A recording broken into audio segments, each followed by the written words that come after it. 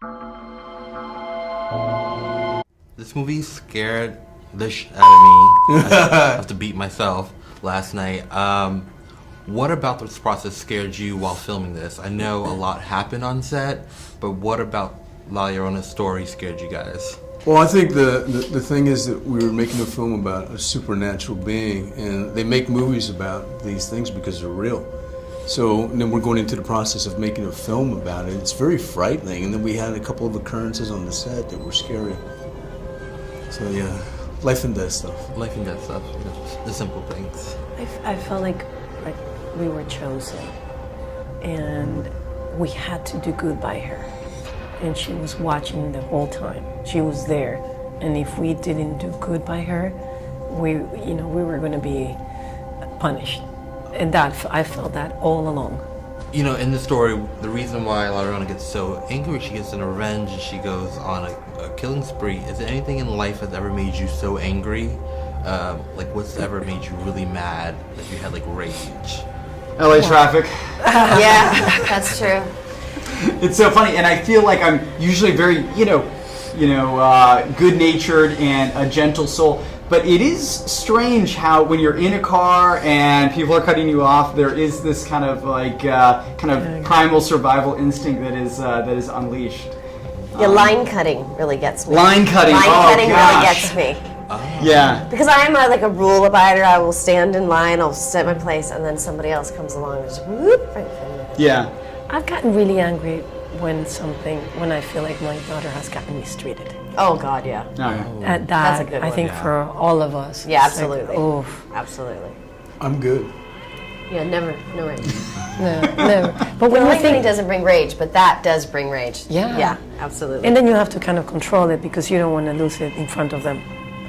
Because you Yeah. have to kind of teach them, but oof, that's rough. Yeah. But I think when you think about, if you go a little, on layers of what La Llorona means, yeah, maybe when you have children and how far you're willing to go to save your children, but at the same time, it's like, if it's about you, when you are in a rage, the one thing we do in life always is we destroy our little kids that are within us, the girl and the boy. And therefore you can maybe spend the rest of your life trying to get that children back within you. And I think also La Llorona is very relatable because of that. Working with this wonderful man as a first-time director, was there any nerves going into it, or what kind of conversation did you guys have going into this film? We started off very collaborating from the minute we met. We had a discussion about the script. We were like working on things. We had a meeting and a reading and we were just on the fly working together, which to me was exciting because the best kinds of projects you can do is when you're able to see somebody's vision and also be part of that vision and collaborate with every piece of it. So to me that was really exciting and also sometimes very rare because I feel like sometimes people come in and they're insecure because it's their first thing and they're rigid, and that's the opposite of Michael. He's so collaborative and really creative, and that to me gave me confidence that there was going to be a process that was going to be enjoyable. And Michael's very enthusiastic about Yes. the film. Very enthusiastic, which brought a great energy to the set. Oh my God. And then we found a really great balance of humor in the film to help break up the tension, which worked great. He's so enthusiastic. I remember the day I arrived to set, we were going to try makeup. So he comes into the trailer and he says, "Are you ready? Okay, let's go. Let's run." Okay, let's run. Take a picture. Okay, let's run. Okay, let's run back. There's no time. Okay. It's full of energy.